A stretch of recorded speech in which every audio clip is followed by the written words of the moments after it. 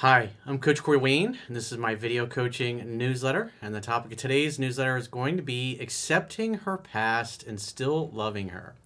Well, I've got an email here from a guy. He's been following me for about 5 years, and he says he's been through the audiobook of my first book, 3% Man. He listens to it about 5 to 6 times a year. And so the last couple of years, he's been dating his girlfriend, and they now live together.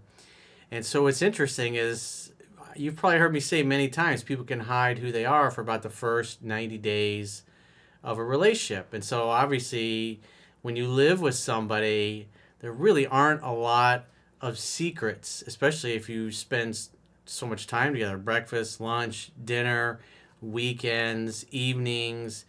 You're just around each other all the time. You become extremely comfortable just being yourselves. And so what he's noticed or noted, he says, we haven't had conversations talking about our sexual history, because that is just never a good conversation to have, because somebody's going to end up upset or butthurt about it. But he says over the last couple of years they've been together, she's made a bunch of comments about times in Vegas, or they've run into guys that she's got a history with. And so now he's starting to kind of question, who is this girl?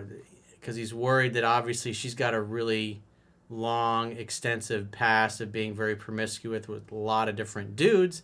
So he's wondering, in essence, does my girl belong to the streets? So I have a quote that I wrote, and then we'll go through his email.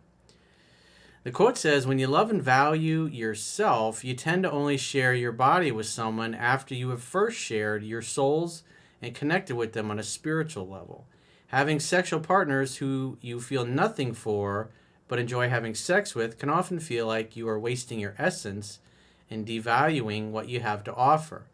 If you don't value yourself, then nobody else will either. Most people prefer a deeper emotional, mental, spiritual, and physical connection with someone they have mutual interest with versus no strings attached sexual encounters with people who you'll never see or speak to again. Scarcity creates value, and we tend to value that which is rare, special, and hard to come by. Typically, most people like a deep connection with somebody. They like being around somebody that they actually want to hang out with and who feels the same way. And if you think in terms of how often do you meet a new best friend or a really close friend, somebody that becomes important in your life, it's an extremely rare occurrence for most people. And the same thing comes with romantic partners. It's just in between those romantic partners during your single life what you choose to do or not to do. Because a lot of people get mixed up with people that they just have average to mediocre interest and who have average to mediocre interest in them. They're not really passionate about each other, but they're also not dissatisfied enough to move on to find somebody who really knocks their socks off. So the average person that you're going to encounter has settled in most areas of their life. And obviously me, I'm all about peak performance and having the best experiences that you can have, because eventually it's going to come to an end. Eventually, Father Time is undefeated and he takes us all out. And so the question is, how are you going to spend your days, your weeks, your months, your years, your decades? Who are you going to spend it with?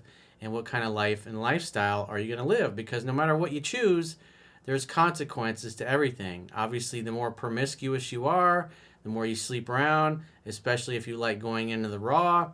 Really, it's just a numbers game before you encounter somebody that you get the gift that keeps on giving from.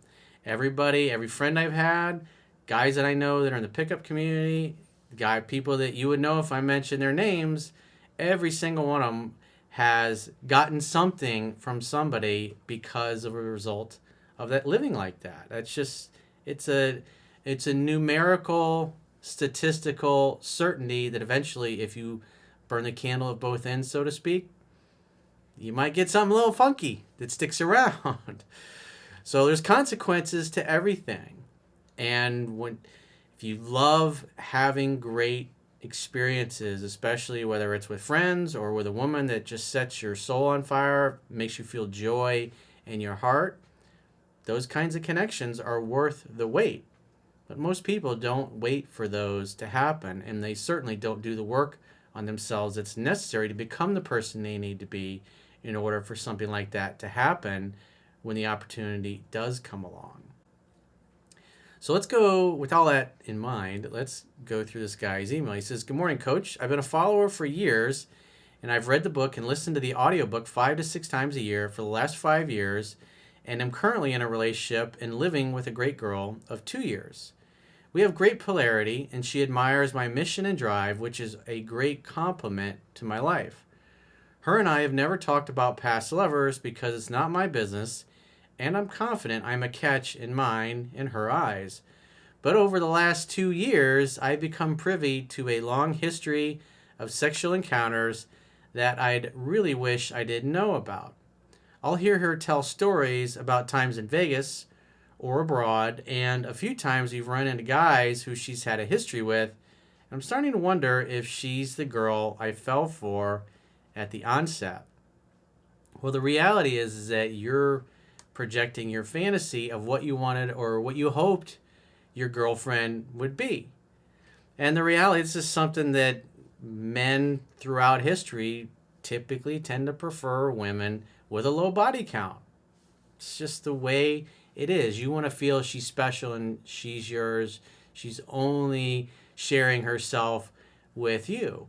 Because back in the day before birth control, it was literally, if your girl slept with somebody else could be knocking your girl up. And if you didn't know about it, imagine before DNA testing, how many guys throughout history raised children that weren't even theirs and they had no idea about that.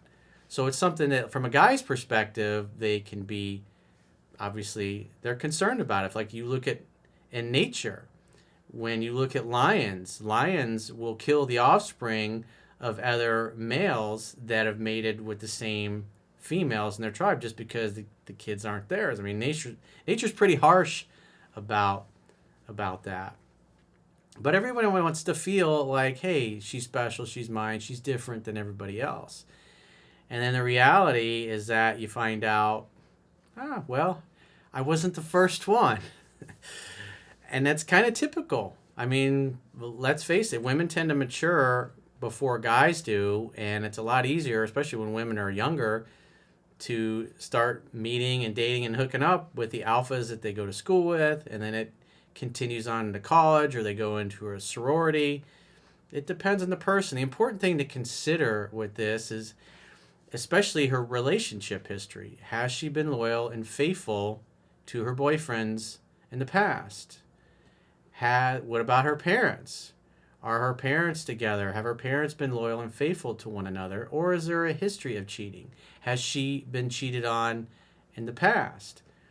These are all things that you definitely, if you're thinking about staying with somebody long term and you're interested in exclusivity and monogamy, you got to find out whether or not your girl values it. I have lots of phone sessions with guys that will say, "Oh, my girlfriend's got a great relationship with her father." I was like, "Okay, so tell me about her father." And then you kind of find out, well, he's kind of a beta male and spoiled her and never stands up to her, and she's very beautiful. And he, in essence, created a little tyrant. He never set any, enforced any healthy boundaries with her. And so a lot of guys make the mistake, because they've heard me talk about, if you're going to be in a long-term monogamous relationship, ideally you want a woman who has a good relationship with her mom and especially your dad, and their parents are together and they have a good, healthy relationship where they work through their differences and they talk things out. Everybody's been loyal and faithful to one another. And that means that's a value system that gets taught or passed on to the kids. Now, it doesn't mean 100% of the time they're always going to be just like their parents. It just means statistically and from a probability perspective, the chances of her being loyal and faithful to you, if she comes from a loyal and faithful and good family and hasn't cheated on her past or previous boyfriends or dated a bunch of guys that cheated on her, because women that tend to date one guy after another that cheat on them, there's usually something more to the story there. So you have to dig deeper, and that's what you're really looking for. Is she going to be loyal and faithful to you if you stay with her? Well, you guys have been together for 2 years. I assume you didn't move in together right away. Maybe you've been living together for a year, but still pretty new. But everything is, obviously, if everything is going well, you don't want to create problems, because what's happening now is then you're starting to form all these negative ideas in your head about what it potentially means about your girlfriend and her sexual past. But at the end of the day, if she's to sit there and list every single guy she's ever slept with, you're not going to like that. You're not going to want to know that. It's not going to cause you to look at your girlfriend and be more attracted to her. It's going to cause you to have pause. And you got to ask yourself, is it really worth it? If things are going well, if she's being loyal and faithful and monogamous, she's not doing things like hiding her phone from you or staying out all hours of the night with her girlfriends and you don't know where she is or what she's doing. None of that's going on, and she hasn't given you any evidence that she's not a loyal and faithful person. Then if you start creating problems because of your worry or your fear about where she's at, then now you're creating problems in your relationship, and it's going to cause her to lose attraction for you and to back away. The other things that you want to be considering is, if everything's going well in your relationship, is she's a woman who, the last thing you want is a woman who's constantly seeking attention and validation from other guys. Because women either invite that or they stop guys they're attracted to, say, I got a boyfriend. They don't go beyond that. Women who have no integrity and who belong to the streets will give their number out, especially if things aren't going well in their relationship. And they'll text other guys and talk to other guys and maybe meet them out for a lunch or a friendly drink. This is why you date. This is why you live together. You see how she behaves. What's her value system? What is she like? If she gets together with a guy, an old guy friend, if you will, she's going to want to have you there. She's going to want you to meet him or meet his girlfriend or his wife as well. She's not going to go sneaking around on you. A woman who has integrity is just not going to do that. And a woman who has no integrity will do that. So these are the things you look for. Again, this is dating, living together. It's like test driving a car. You don't get married until you're 100% certain, after many years together, that you guys can get along. Again, you're looking for easygoing, easy to get along with, little to no drama. She communicates. She shares what's in her heart. She's authentic, tells it like it is, communicates when she's upset, and is willing to work through problems, not give you the silent treatment or stonewall you or be a pain in the ass. He says, with that said, I know it's not my business, but I can't help but question whether I want to be with someone who's had such a wild past. I'm no saint by any stretch and have had plenty of experiences myself, but definitely not as many as she has, and it's starting to wear on me. Well, quite frankly, I think that is the case with a lot of guys and the girls that they end up with, is oftentimes the women have had more partners than they've had. It's just reality. But what kind of behavior has she displayed, potentially or not, that would communicate she's not loyal and trustworthy and she's not the girl you thought she was? Because there's plenty of people that have the view that the more sexual partners a woman has, and I think the statistics back this up, the more sexual partners a woman has, you look at, like, women have had a low body count, they have a low incidence of divorce. The higher the body count, the higher the rate of divorce. Now, is it strictly because of the amount of partners that they've had, or is it because of their level of integrity or lack of integrity? It's going to depend on a case-by-case basis, but the reality is, statistically, when you just look at the numbers, women who have a really high body count tend to not stay together. They tend to have a higher divorce rate. It's something to consider. I'm a very spiritual person, and I look at things completely different than almost 100% of the people probably that watch me or that are into my work. And I'm all about, because I have gay clients, I have lesbian clients, I have women that are bisexual that I coach, and my job is to serve people and to help them achieve their outcomes. That's what a coach does. I'm not here to be your priest or tell you which way or not to live or which relationship style is right for you. You got to figure that out on your own. All I can do is gently lead, give you some suggestions, teach you what works, what creates sexual attraction, what creates a sexual polarity, and what ruins it. So you can be your most attractive self, so you can get the opportunity to have the experience in relationship with the people that you want, versus missing out and always wondering what it would have been like with that person. Then you just got a fantasy instead of having a real world experience that can give you wisdom. He says, my question is this something I just need to accept and move forward? Well, you haven't said anything about her hiding her phone or entertaining attention from other guys or inviting attention for other. I heard none of that. And that's chicks that belong to the streets usually see a lot of that. So having done tens of thousands of phone sessions over the last 15, 16, 17 years, whatever it is now at this point, it's like you see the same pattern.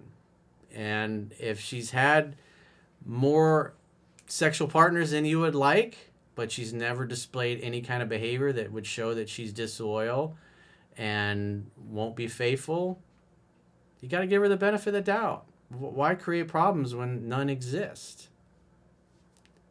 And the other thing you got to consider is if you come from drama and you come from chaos and things are going well in your relationship, you got to make sure that you're not trying to create chaos in your relationship just because that's what you're emotionally anchored to and what you're used to. Things are going well, see how it goes. He says, I know every girl I meet will have a past of some sort, so that isn't unique, but does it ever get to the point where too much is just too much? Like I said, it's how does she behave when she's with you?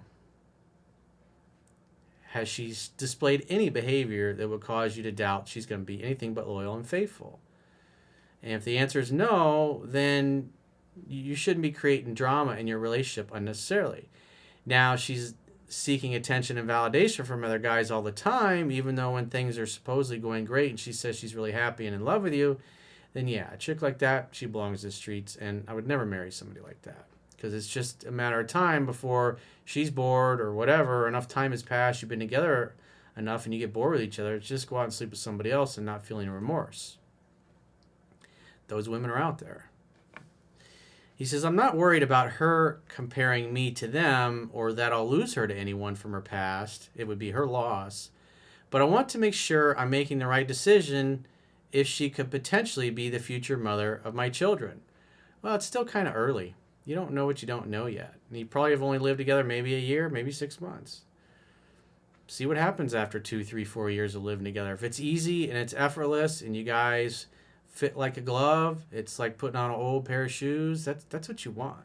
And very few women you're going to meet in life it's going to be easy and effortless with. That's just reality. It makes me think of your saying, you can't turn a hoe into a housewife, but I'm not sure if that is applicable here or not. Well, like I said, you didn't mention one thing in your email that showed any hint or inkling there was a lack of integrity. Just the fact that she has more sexual partners than you would like. And so I look at what people do, not what they say. And so based on what you shared, everything looks good. So far, so good. But you don't know. You don't know what you don't know yet. So just be observant. Pay attention. Look for those kinds of behaviors. Hiding her phone from you. Going out and doing things. Staying out late. Coming home at 2 in the morning on a weeknight. Or on the weekend when and then you're out of touch with her at certain times. And you don't know what she's doing. She's hanging out with friends that maybe you don't know that well. Those are all things to look for. And like I said, I haven't seen any of it so far. So if she's not doing anything to make you doubt that she's loyal and faithful, you got to assume that she's being loyal and faithful. Because the worst thing you can do is start accusing her of cheating or doing something wrong, and then you're going to look like you're needy and insecure and you're jealous. And the only guys that get jealous are guys that don't do a good job of pre-qualifying their dating prospects or guys that are weak, needy, and insecure. So you got to think, is if you're constantly accusing her of doing things wrong and she hasn't, you're going to make yourself look like a bitch and she's going to lose attraction for you, and eventually you'll drive her out of your life. So things are going well, keep it going well. If it ain't broke, don't fix it. So if you'd like to get my help personally, the quickest way, go to understandingrelationships.com, click the products tab at the top of your screen, and book a coaching session with yours truly. Until next time, I will talk to you soon.